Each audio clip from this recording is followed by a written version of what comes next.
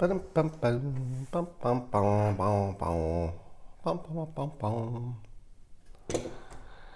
everybody, come on in here. Let's talk about Russia. Join me for the theme song. Yeah, got a little late start this morning. Sorry about that. I know you had your coffee ready. It might be a little bit colder than it was before, but it's still time for the simultaneous sip. Get ready. Join me. Oh, that's good stuff. Now let's talk about Russia and Putin. As you know, the anti-Trumpers have already tried to frame this as Trump going over there and being a sucker, and Putin being the clever operator, the smart one.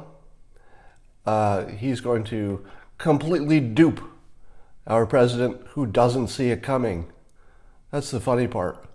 The funny part is that apparently everyone in the planet sees that Putin is playing Trump, except Trump. For some reason, he managed to become the president of the United States, and still, according to the anti-Trumpers, he's the only one who doesn't know he's being played by Putin. Now, it seems to me that a more objective frame on this is that there are two leaders who are very persuasive, who are meeting, and may try to play each other, because that's why they're there. They literally decided to meet to play each other. Now, of course, when you say play each other, it sounds bad. The other way to do that would be talk, and they're going to feel each other out, and they're going to see what's what, etc. Now, as I was watching a clip of their first meeting, I was struck by a few things. First of all, it does seem to me that the body language was not all that positive. So it's starting out with very stiff body language. What's that mean? Well, it means that they're not primed to just be best friends. So if something good comes out of this, it probably won't be because of chemistry. All right? Now, they may develop some chemistry during the course of the time that they're in the same place, but at the moment, not much. Somebody just mentioned the language barrier, and that's where I was going to go next. Can you think of a country in which the current leader speaks English fluently, and they're also a big problem? In other words, does the United States have any enemy countries where the leader speaks perfect English? Canada doesn't count.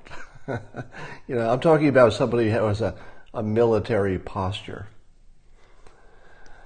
Syria, well, I'm not sure Syria was directly our problem. Syria is definitely not trying to pick a fight with the United States, wouldn't you say? Syria has never attacked the United States. North Korea doesn't speak English. I don't believe that Kim Jong-un speaks English. Iran doesn't speak English.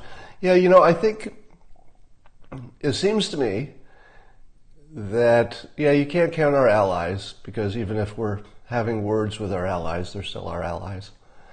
It seems to me that this language issue is a big deal. And it seems to me that when you're dealing with countries that don't speak the same language, it's problematic, because you can never bond. What's the thing I tell you is the most important part of bonding? It's pacing. So acting like the person in some way. Now, you can still act like them physically. You can agree with their ideas on the small. But it really helps to know the language. So persuasion doesn't work nearly as well without that. So that's a limit with Russia. Now, when I watch all these Russia stories, to me, there's always something missing. And I want to see if that seems like it to you. When we hear that Russia is messing with us, or has messed with us. And let's just take the last several years. Maybe let's take Obama administration through current Trump administration. Why is somebody on here just yelling at me to stop lying? What is wrong with you? Take the current administration and the Obama administration. So there are many allegations about why Russia has tried to mess with us. At the same time, Russia is small and we are, relatively bigger, except militarily, where because of the nuclear weapons. All right, we will block you for just screaming things that make no sense. And the thing that's missing is why. Right? So we take as a given that Russia is continually looking for ways to mess with us. But what's always missing is why? Why? Now, you probably think to yourself, well, I know why. All right, I know why. I know why because they always mess with us. Well, that's not really a reason, is it? That they always have and so they always will? Is that a reason? Are they trying to destroy the United States? Are they trying to destroy the United States?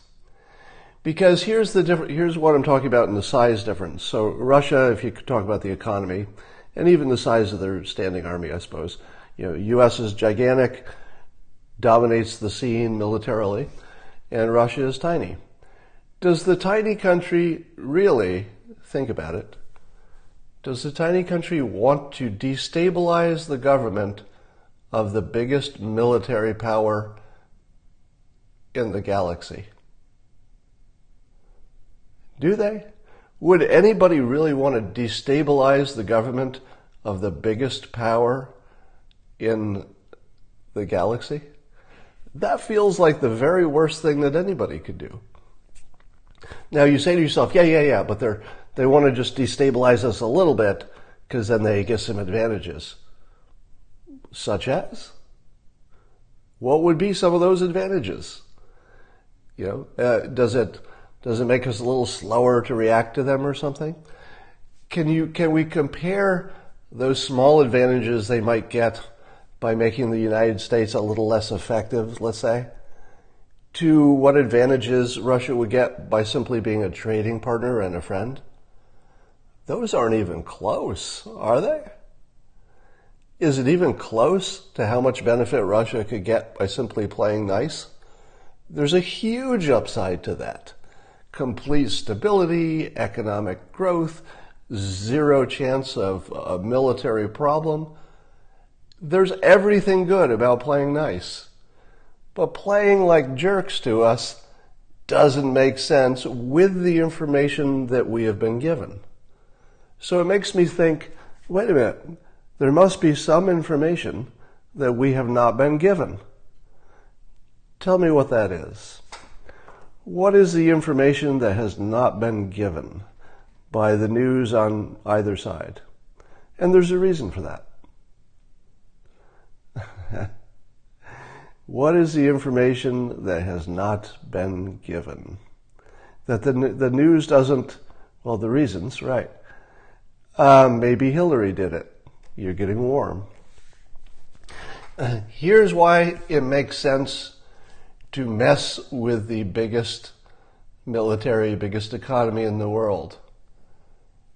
Mutually assured cyber destruction, retaliation, pushing back. What do you do when a bully messes with you? Let's say you're Putin, and you could say he's a bully, and that would be fair. But what would Putin do if an even bigger bully started pushing him around? He'd push back.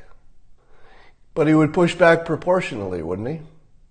He wouldn't push back so hard that we would attack.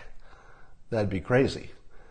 But there's no way he's going to let us mess with his politics, mess with his, internet connections, mess with him in a cyber way, there's no way Putin is going to let the United States do that without pushing back in kind about the right size. Now, if you throw that into the mix, and it would make sense that our press doesn't talk about that because, even if we knew, we probably wouldn't talk about it that much, right? So even if our press understood that we do these things to other countries, including probably our allies, right? Everybody's telling me to knock it off, or maybe they're talking to somebody else. I can't tell in the comments. But doesn't it feel to you like there's a piece missing, which is what is it that makes Russia want to do this? Now, let's add this to another piece of the puzzle. The president wants to meet with Putin and talk privately without anybody there. What types of things would the President of the United States and Putin want to say to each other that they would not want witnesses to, especially the press? What kinds of things might they want to talk about? Somebody said the truth. That's exactly right. There might be exactly two people in the world who could speak the truth to each other. And the only people that could do that would be Putin and Trump privately. There's nobody else who would be authorized, and the authorized is the important part. There's nobody else who would be authorized to tell the truth and would also know the truth. They're the only two. They got to get rid of the witnesses. Now, what can they say once they're in the room privately? How about some form of this? Why the hell are you messing with us? Why the hell are you messing with us? Give me one good reason that Russia and the United States need to be enemies. And then Putin probably says something like, I didn't start it, but I'm not going to let you do it just any way you want. I didn't start it. And then Trump says, well, maybe you did start it, but that was before Obama, then Obama started it, and then you kicked back, and then we kicked back. Now we're sanctioning you. Now you're probably going to do some more things to our elections. Who wins? There's no end game there. The only thing that both of them want to do is stop doing it. And in order to do it, one of them in that room has to say some version of, yeah, we're doing it to each other. How about we just stop? Remember what I told you that, you stop first won't work for either person, right? Neither Trump nor Putin would respond to, how about you stop first?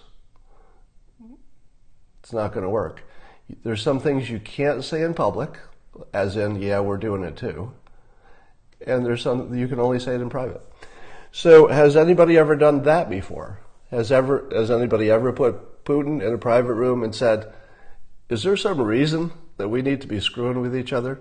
Because I don't see it. All right. Are we trying to destabilize China's government? Is the United States trying to destabilize China? I'll bet not. I'm sure that China and the U.S. have lots of cyber this and that going on. But the reason we would not try to destabilize China is, what could be worse?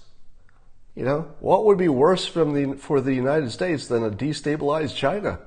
Good Lord, that would be pretty bad, right? So we don't want to destabilize them. We don't want to destabilize Putin. Obviously, we'd be happier if he's not poisoning his dissonance on our allies' soil, for example. So there are certainly things we want from him. But I also like the fact that that Trump is not going to let the little stuff get in the way of the big stuff.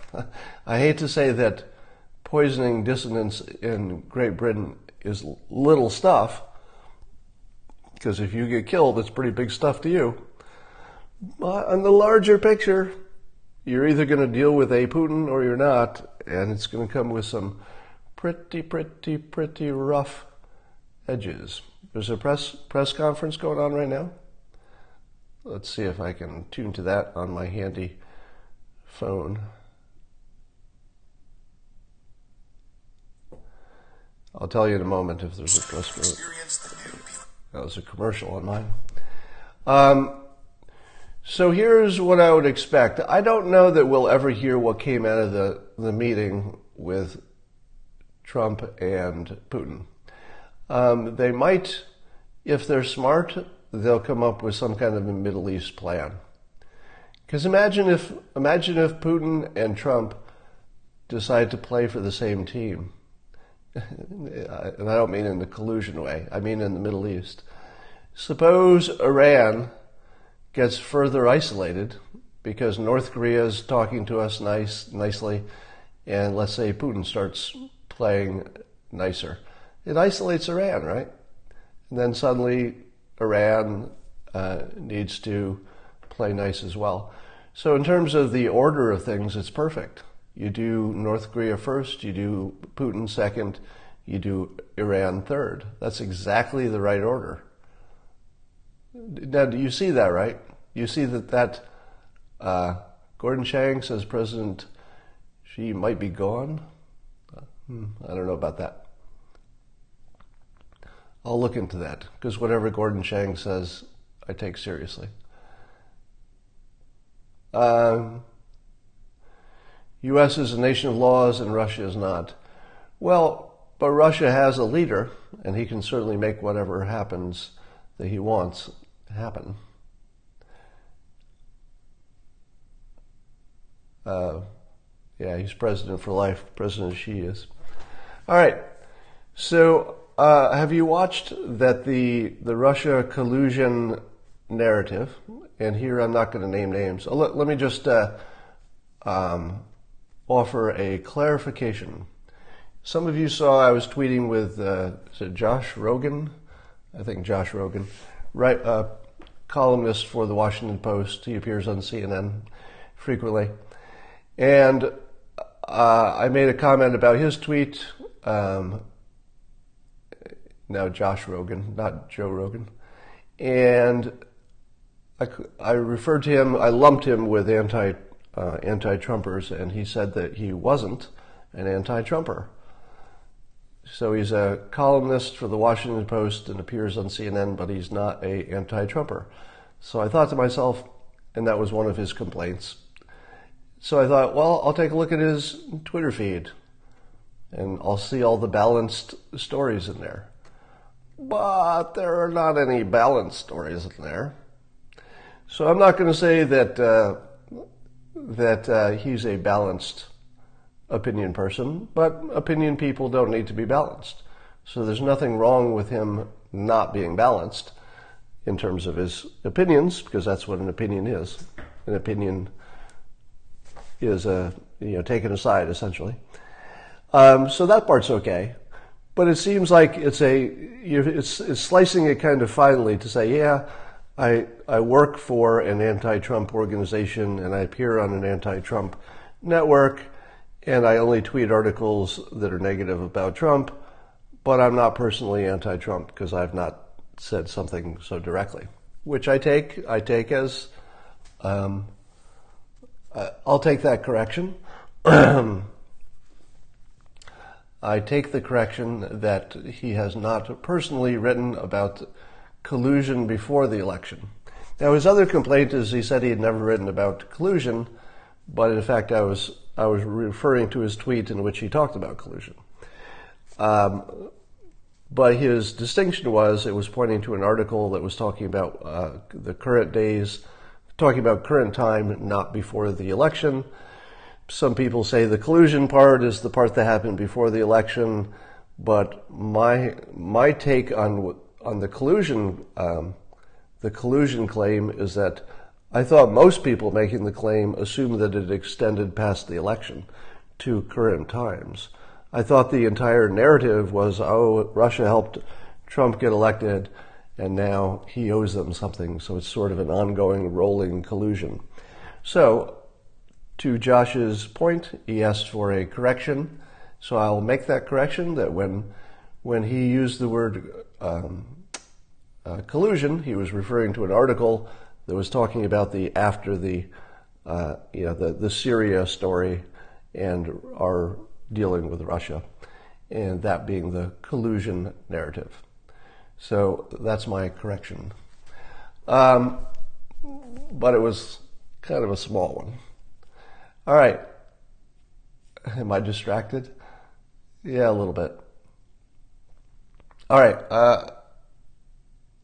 I'm going to sign off and watch the press conference with the rest of you. All right, and I'll talk to you later. Bye.